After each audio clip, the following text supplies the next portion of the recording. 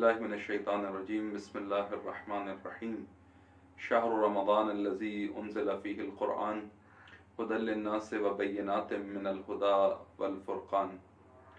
ماہ مبارک رمضان وہ ماہ ہے جس میں خدا نے انسانوں کو دعوت دی ہے، خدا خود میزبان ہے اور اپنے بندے کو بطور مہمان بلایا ہے تاکہ اس حقیر انسان کو باکرامت انسان بنا دے۔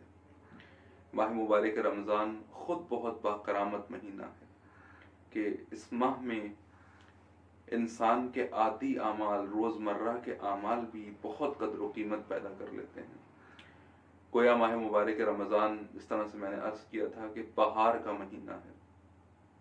بہار کے مہینے میں سبزہ بہت تیزی سے اگتا ہے، اسی طرح ماہ مبارک رمضان میں ہمارے چھوٹے چھوٹے اعمال ان کی بہت قیمت ہے، بہت قدر ہے، اور شاید جن اعمال پہ عام دنوں میں مباح ہیں، ماہ مبارک رمضان میں وہ اعمال بھی عبادت بن جاتے ہیں۔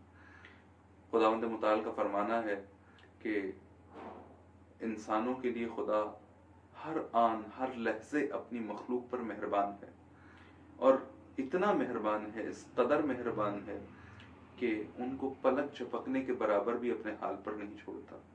اگر اپنے حال پر چھوڑ دے تو یقیناً مخلوق ہلاک ہو جائے گی۔ یہی مہربانی خدا ہے کہ خدا بار بار موقع دیتا ہے۔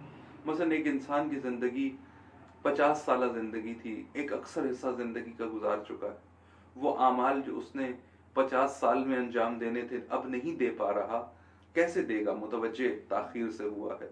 30 سال گزار کے 30 سال کی عمر میں متوجہ ہوا کہ میں وہ کام نہیں کر سکا جو مجھے انجام دینے تھے، تو خداوند متعال نے کچھ ایام ایسے رکھے ہیں جن میں عمل کی قیمت بہت زیادہ ہے۔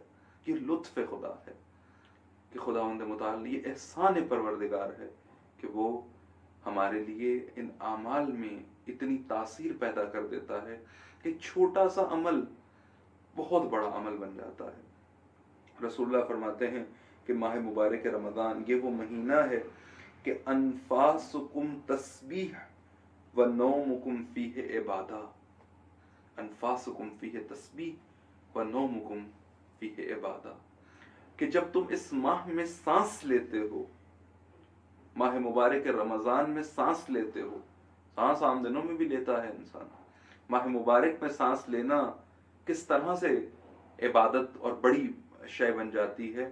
خداوند متعال کا فرمانا ہے کہ تمہارے سانس لینے کو میں تسبیح شمار کرتا ہوں۔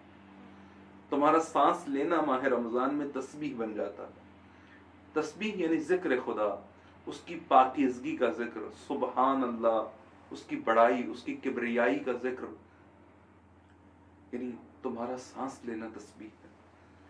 وَنَوْمُكُمْ عبادہ، اور تمہارا سو جانا خداوند متعال عبادت شمار کرتا ہے۔ سانس لینا تسبیح بن جاتا ہے، سو جانا عبادت بن جاتا ہے۔ اللہ اکبر۔ یعنی یہ بات ہمیں کیا سکھاتی ہے؟ یہ بات ہمیں کیا بتاتی ہے کہ دیکھو غفلت نہ کرو، دیکھو غافل نہ رہو۔ جہاں سونا عبادت ہے وہاں خدا کی طرف حرکت کرنا انسان کو کہاں پہنچا دے گا؟ جب سوتے ہوئے بھی خدا عبادت شمار کر رہا ہے۔ اب عبادت کسے کہتے ہیں؟ انشاءاللہ آئندہ دروس میں عرض کروں گا کہ عبادت سے متعلق جو ہمارا ذہنی تصور ہے وہ انتہائی نامناسب ہے، اور اس کی بنا پر ہم عبادات سے محروم بھی ہو جاتے ہیں کہ کس عمل کو عبادت کہا جاتا ہے، کس عمل کو عبادت نہیں کہا جاتا، عبادت کیوں ضروری ہے، عبادت کیوں ضروری نہیں ہے، یا ترک عبادت کس طرح سے انسان کو مشکلات اور گناہ میں ڈال دیتا ہے۔ اس کے لیے تصور عبادت کا درست ہونا ضروری ہے۔ انفاسکم تسبیح نومکم عبادہ، یعنی اتنی آمادگی ہے ان دنوں میں، اتنی خاصیت ہے ان دنوں میں، اتنا خداوند متعال نے ماحول کو تیار کیا ہے کہ سانس لوگے خدا تسبیح لکھے گا، سو جاؤ گے خدا عبادت شمار کرے گا۔ تو اس ماہ میں یہ نہ ہو فقط کہ ہم سوتے ہوئے ہی وقت گزار دیں، بلکہ جہاں سونا عبادت ہے وہاں جاگ کر توجہ کر کے اپنے آپ کو تیار کر کے خدا کی طرف قدم بڑھایا جائے تو خدا اس قدم میں کتنی برکت دے گا۔ جب سونا عبادت ہے تو جاگنا انسان کو کس کمال تک پہنچا دے گا۔ جب سوتے ہوئے انسان لطف خدا کے سائے میں سو رہا ہے، جب سوتے ہوئے انسان اس کا سونا عبادت ہے.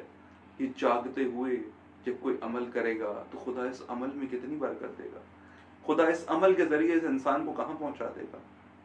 بس ماہ مبارک رمضان غفلت میں رہنے کا مہینہ نہیں ہے. انفاسکم تسبیح نومکم عبادہ. اے لوگو سنو, تمہارا سانس لینا خدا تسبیح لکھ رہا ہے. کرم اس لطف اور کرم پروردگار پر اس کے شکر گزار رہو, اس کی شکر گزاری کرو, اس کی بارگاہ میں سجدہ شکر میں سر رکھ کے سر نہ اٹھاؤ کہ اس نے ہم جیسے کو یہ موقع دیا. ہم جو اپنے عادی حالات میں کچھ وقت عبادت ہم ترک کر دیتے ہیں, خداوند متعال نے کہا دیکھو ایک مہینہ ایسا عطا کر رہا ہوں کہ تم سو جاؤ گے میں عبادت لکھوں گا, تم سانس لو گے میں تسبیح لکھوں گا. یہ سانسیں میری دی ہوئی ہیں, یہ سانس لینے کی قوت میں نے دی ہے تمہیں, اور اگر تم سو جاؤ گے میں اسی اپنی ہی دی ہوئی قوت کو, تمہارے سانس لینے کو تمہارے لیے تسبیح بنا دوں گا, تمہارے سو جانے کو تمہارے لیے عبادت بنا دوں گا. مومنین کرام, یہ ماہ اگر غفلت میں گزر گیا, یہ ماہ اگر بے توجہی میں گزر گیا, یہ ماہ اگر ہماری توجہ خدا کی طرف نہ لا سکا تو یقیناً انتہائی بدبختی ہے کہ جہاں ہر چیز تیار تھی انسان پھر بھی مقصد کو نہ پہنچ سکا. آپ یوں کہیے کہ انسان کی ترقی کے, ایک شخص کو مال چاہیے اور مال کے حصول کے تمام تر ذرائع اس کو فراہم کر دی گئے کہ بھئی ان ذریعوں سے تمہیں مال اور رقم پیسہ حاصل ہو سکتا ہے. تمہارے ہاتھ میں خزانے کی چابی دے دی گئی ہے, مگر انسان اس چابی کو جیب میں ڈال کے غفلت میں سوتا رہے اور وہ وقت گزر جائے جس وقت میں اس چابی سے اس خزانے کی تجوری کو کھول کے انسان نے خزانہ حاصل کرنا ہے. بالکل ایسا ہی ہے کہ اگر غفلت میں یہ ایام گزار دیے, یہ دن بہت تیزی سے گزر جائیں گے. اگر ہم غافل رہے تو یقیناً محروم رہ جائیں گے. لہذا اس ماہ میں غفلت انسان کو تباہ کر سکتی ہے, اور خدا موقع بار بار نہیں دیتا. بدبخت ہیں وہ لوگ جو موقع ضائع کر دیتے ہیں, اور بدبختیاں ان کے شامل حال ہوتی ہیں جو خدا کے دیے ہوئے موقع کو ضائع کر دیتے ہیں. کہ خدا رمضان جیسی فرصت دے, رمضان جیسی نعمت دے, ماہ رمضان جیسا موقع دے, اور انسان اپنی غفلت سے اس موقع کو ضائع کر دے. خدا سنتا ہے, خدا تیار ہے, خدا نے ماحول آمادہ کر دیا ہے پروردگار عالم نے کہ تم ترقی کرو, تم سو گے میں عبادت لکھوں گا, تم سانس لو گے میں تسبیح لکھوں گا. اس آمادہ ماحول کے اندر صرف غفلت سے باہر آنا انسان کو کمال تک پہنچا سکتا ہے, مجھے اور آپ کو ترقی دے سکتا ہے. انفاسکم تسبیح نومکم عبادہ. خداوند متعال ہمیں ان ایام میں اپنے آپ کو باکرامت بنانے کی توفیق عطا فرمائے. السلام علیکم ورحمۃ اللہ.